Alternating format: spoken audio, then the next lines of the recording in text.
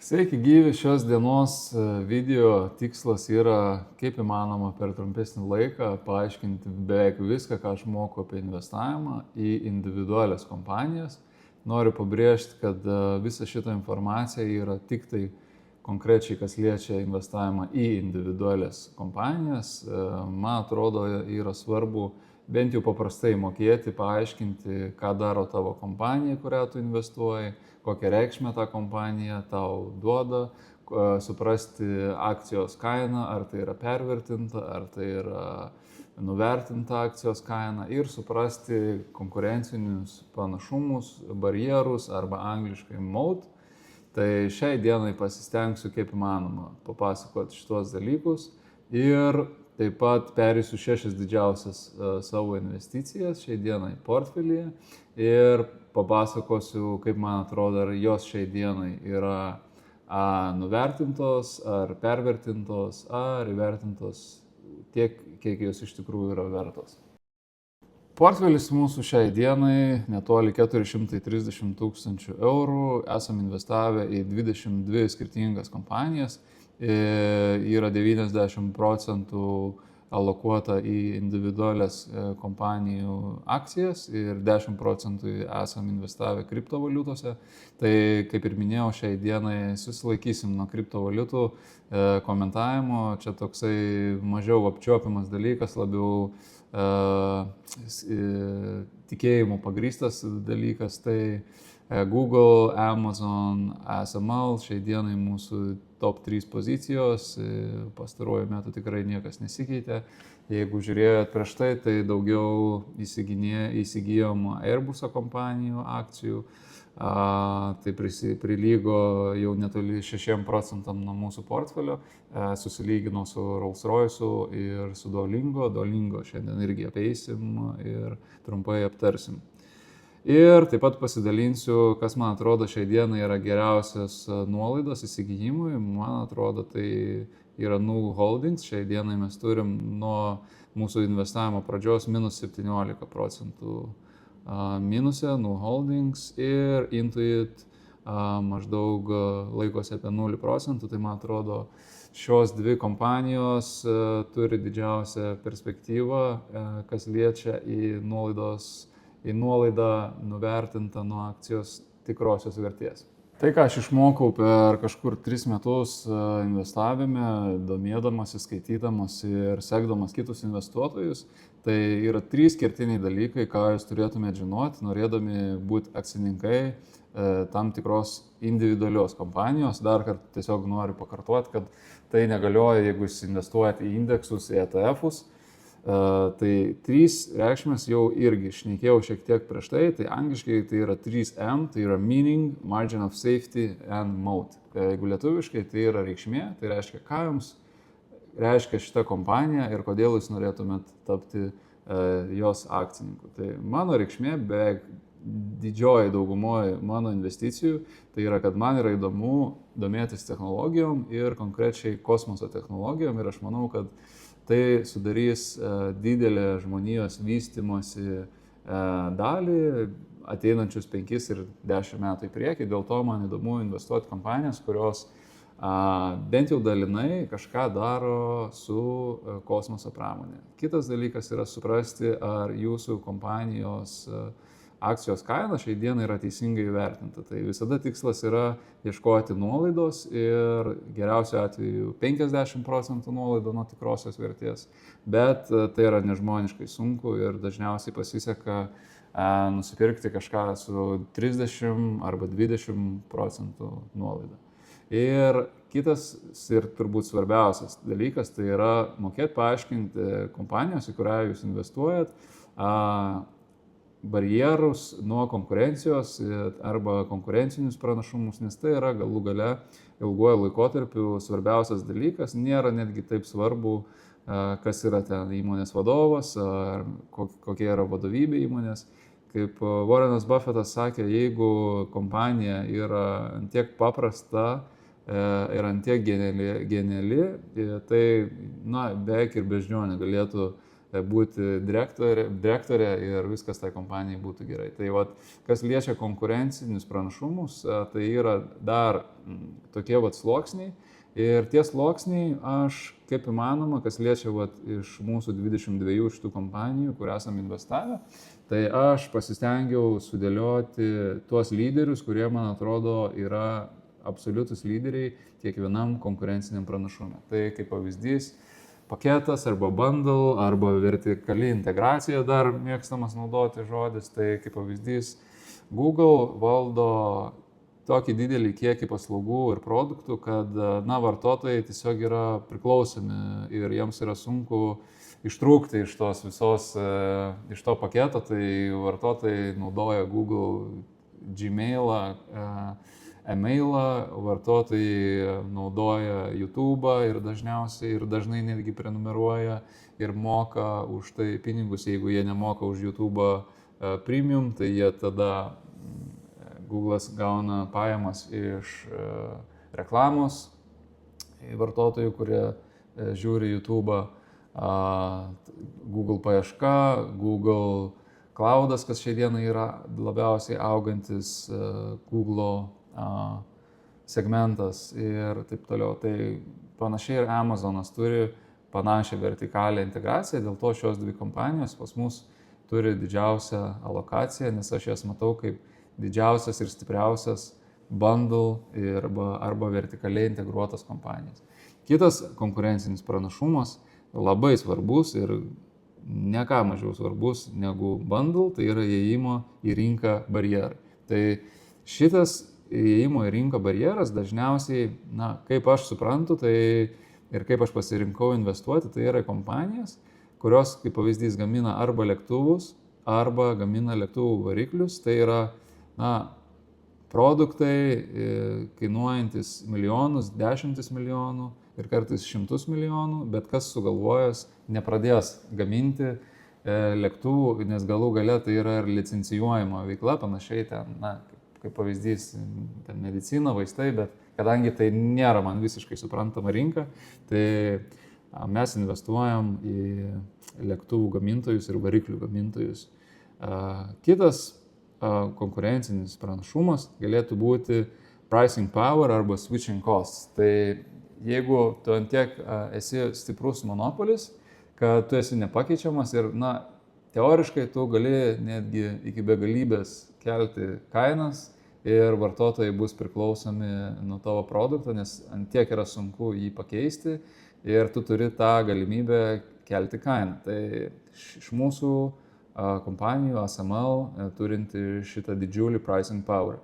Kitas konkurencinis pranašumas galėtų būti tinklo efektas arba network effect. Tai geriausias turbūt pasaulyje tinklo efektas, tai apskritai yra Facebookas ir visas Meta šitas socialinių tinklų tinklas.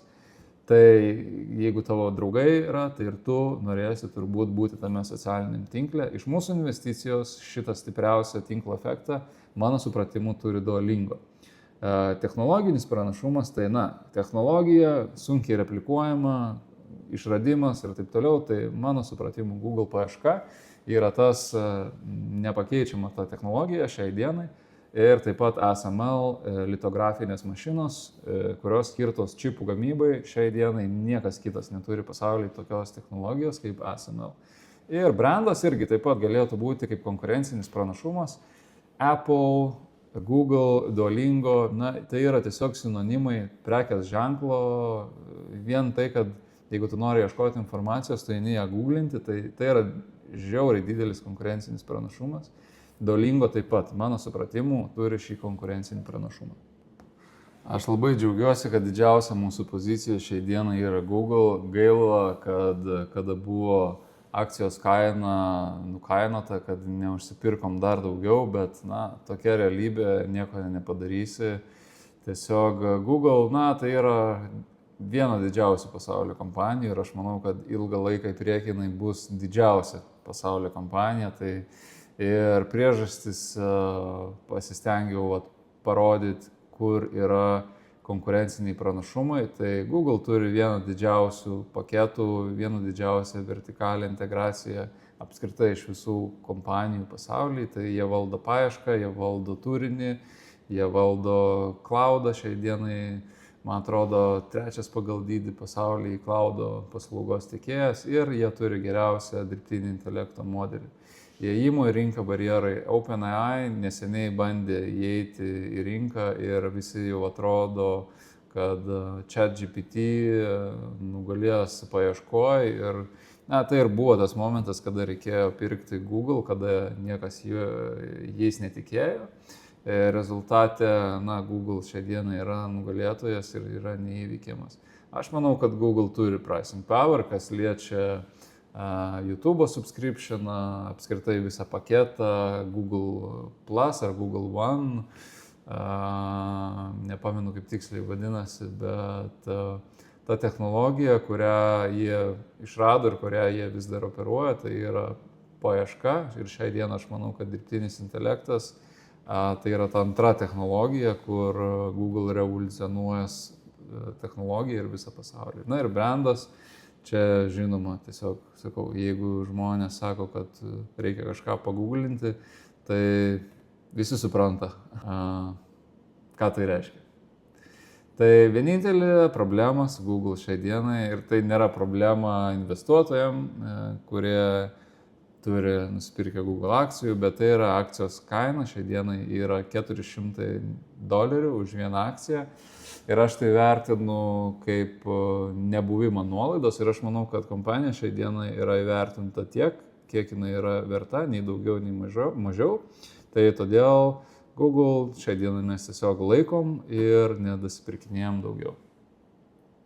Antra pagal dydį mūsų investicija Amazon turi šiek tiek mažiau konkurencinių pranašumų, bet jie yra nemažiau svarbus ir vertikali integracija tai taip pat yra milžiniška. Amazonas valdo marketplace'ą per savo online parduotuvę ir per fizinės parduotuvės. Online parduotuvėje jie uždirba iš reklamos, jie valdo visą logistikos grandinę, jie valdo turinį per Prime Video ir jie yra didžiausias pasaulyje cloudo tiekėjas per AWS. Tai įėjimo į rinką barjerai, aš manau, tikrai yra ir jie yra didžiuliai. Vienintelis dalykas, ką aš manau, Amazon neturi, tai yra pricing power, kas liečia mažmeninę prekybą. Tai yra mažos maržos verslas, tačiau aš manau, kad galimai ateityje technologiniai sprendimai, visa logistikos grandinė kaip know-how, aš manau, kad turės didesnę vertę negu visas Amazon Marketplace'as ateityje. Tai reikšmė taip pat. Man yra svarbu, aš nesu šiaip Amazono klientas, todėl kad Lietuvoje, šiek tiek mažiau yra populiaru, mažiau prieinama, bet man yra svarbu, kad Amazon investuoja į kosmoso pramonę ir jų projektas Amazon Leo bus tas, kas didžiausia mes iššūkį Starlinkui. Tai ir jie turi tą pranašumą, kad iš pradžių jie sukuria kažką labai gero ir naudoja savo viduje. Tai taip pat buvo su logistikos grandinė, ką jie naudoja savo produktams pateikti, bet dabar jie tą logistikos grandinę pardavinėja trečiosiom šalim. Ta patį jie darė su AWS Cloud. Nuo to, kad jie naudoja cloudą savo reikmėm, dabar jis yra didžiausias pasaulyje cloudas, apie 30% rinkos. Tai ir be to aš manau, kad Amazon šiai dienai vis dar yra nebloga nuolaida nusipirkti, apie 20-30% nuo tikrosios jos vertės. Tai tikrai rekomenduočiau įsigyti daugiau Amazon kompanijos akcijų. Trečia pagal dydį mūsų investicija tai yra Europos litografinių mašinų gamintojai ASML. Reikšmė man turi šitą kompaniją dėl to, kad tai yra Europos kompanija. Man yra svarbu, kad Europoje mes turėtumėm kažkokiu tai technologinių lyderių. Ir gaila, bet situacija yra tokia, kad ant vienos rankos pirštų mes juos galim suskaičiuoti. Tai ASML, Spotify, nežinau, vienas iš dviejų šitų kompanijų. Tai taip pat, šiai dienai mano supratimu kompanija neturi nuolaidos ir jinai yra vertinta teisingai, tai mes tiesiog laikom šitas kompanijos akcijas ir nedasipirkinėjom ir lauksim nuolaidos, kada galėsim dasipirkti dar labiau. Įėjimo rinka, barjerai, konkurencinis pranašumas, tai yra mano supratimu apskritai didžiausias, ką mes turim iš visų mūsų investicijų. Tai yra 100% rinkos monopolis, nėra jokio kito gamintojo pasaulyje galinčio pagaminti šitas mašinas, kurias perka Samsungas, kurias perka taivaniečiai, TSMC ir kiti čipų gamintojai. Tai pagal tą viešą informaciją, kas yra internete, tai maždaug apie 10 metų laiko reikėtų kažkam kitam, norint prilyginti tą technologiją, ką daro ASML. Ir kaina, įėjimo į rinką, barjerai taip pat yra milžiniški. Vidutinė kaina šitos litografinės mašinos, vienos litografinės mašinos yra nuo 200 iki 400 milijonų dolerių. Ir Airbusas ir Rolls-Royce'as aš įdėjau į vieną, tai panašios krypties tai yra įmonės, tai viena gamina lėktuvus ir tai yra duopolis su Boeingu, kitas gamina Rolls-Royce, tai gamina lėktuvų variklius ir tai rinka priklauso praktiškai 3 gamintojams, tai Rolls-Royce'as yra vienas iš jų. Ir taip pat abiejų šitų kompanijų įėjimo į rinką barjerai yra milžiniški. Nepaisant resursų, tai tos veiklos ir, kas liečia lėktuvus, skraidimą, lėktuvų dalis, tai yra licencijuoti dalykai ir gauti tas licenzijas, gaminti netgi bet kokią dalį, mažą, tai užtrunka daug laiko ir tai yra didelis know-how ir tu turi būti labai patikimas, kad tai galėtum daryti.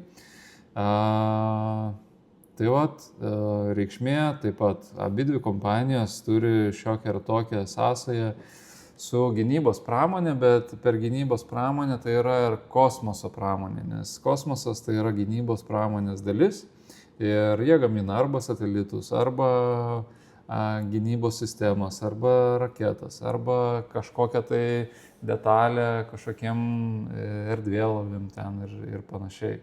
Tai abidvi šitos kompanijos, mano supratimu, yra strong buy šiai dienai, yra abidvi nukainotos, abidvi su nuolaida ir aš labai džiaugiuosi ir norėčiau turėti dar daugiau laisvų pinigų, kad įsigyti abiejų šitų kompanijų.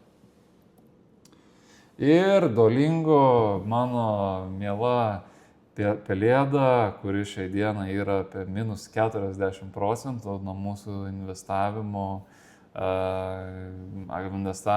į Duolingo. Vis dar tikiu, kad tai yra strong buy, kad tai yra žiauriai nuvertinta kompanija su visom praktiškai software kompanijom. Jeigu jūs pažiūrėsite į Microsoft, jeigu jūs pažiūrėsite į Oracle, jeigu jūs pažiūrėsite, bet kokią SaaS kompaniją, Software as a Service, visos jos yra nuvertintos ir Duolingo yra viena iš jų. Ir daugiausiai nukraujavusi. Aš padariau netgi atskirą video, kur aš aiškinau kaip aš suprantu Duolingo investavimo tezę ją. Ir man šitą kompaniją turi reikšmę. Aš prisipažinsiu, kiekvieną dieną naudoju Duolingo, mokausi kalbų, bet jeigu tai būtų tik tai kalbų mokymosi platforma, aš tikrai ją neinvestuočiau, nes kur yra jų konkurencinis pranašumas, tai yra ir technologija, kalbėjau apie tai plačiau būtent tame video, tai yra BirdBrain technologija, bet paketas, aš manau, šiai dienai yra svarbiausias konkurencinis pranašumas Duolingo.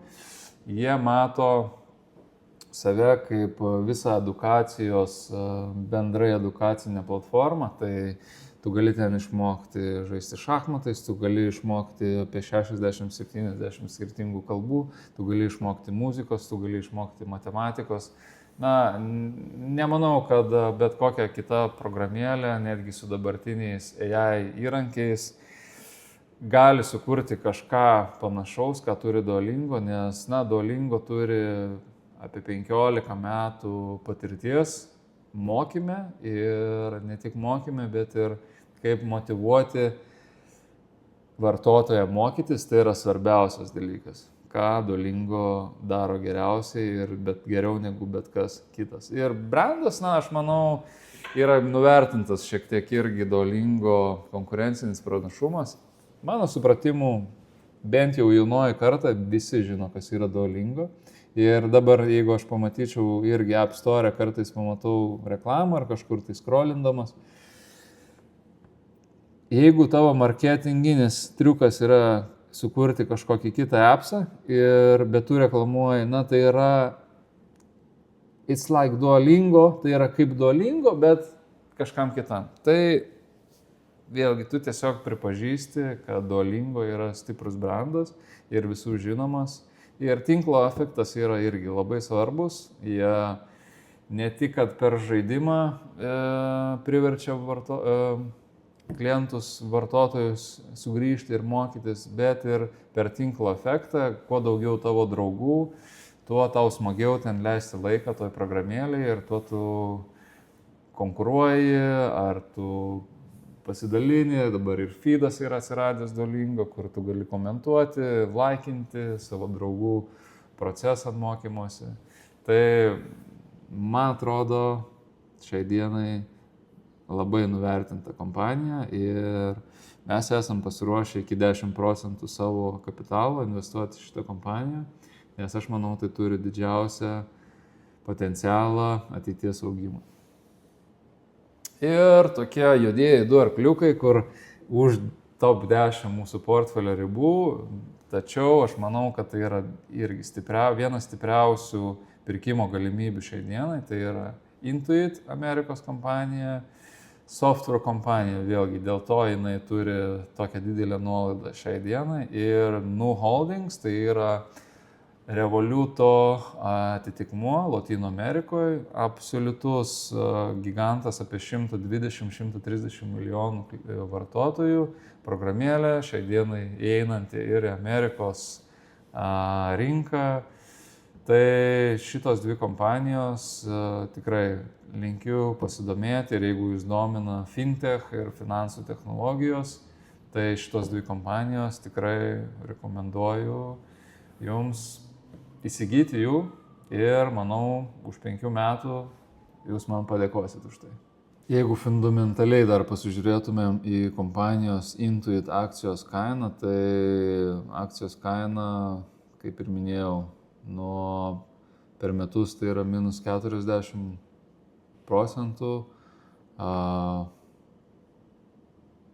ir kritimas yra žiaurus, beveik 2 nukritusi akcijos kaina. Jeigu mes pasižiūrėtumėm rinkos kapitalizaciją, tai yra virš 100 milijardų kapitalizacijos kompanija, ir su price to earnings šiai dienai rodiklis 25, tačiau ateities price to earnings, kadangi kompanija fundamentaliai nepasikeitė, viskas, kas pasikeitė, tiesiog yra sentimentas su visom software kompanijom, tai kompanija parsidavinėja su ateities price to earnings ratio daugiau negu 2 pigesnių, negu jisai buvo bet kada anksčiau. Ir jeigu kompanijos akcijos kaina dažnai nepasako iš tikrųjų, kas vyksta fundamentaliai su kompanija, tai jeigu pasižiūrėtumėm pagal price to earnings ratio per 10 metų, Intuit šiai dienai yra pigiausia, kiek jinai buvo per pastarosius 10 metų. Tai aš manau, tai yra neįtikėtinai geras laikas įeidinėti į tokias kompanijas. Aišku, reikia šiek tiek pasidomėti, reikia turėti tikėjimo, reikia žinojimo, ką daro šita kompanija. Aš manau, kad jai puikiai viskas seksis ir jinai dirbtinį intelektą išnaudos tik tai savo privalumams ir konkurenciniams pranašumams ir paslaugoms dar tik tai labiau gerinti. Tai tiek šiai dieną, aš tikiuosi, jums buvo naudingas šitas video. Ačiū, kad žiūrit, ir sėkmės visiems.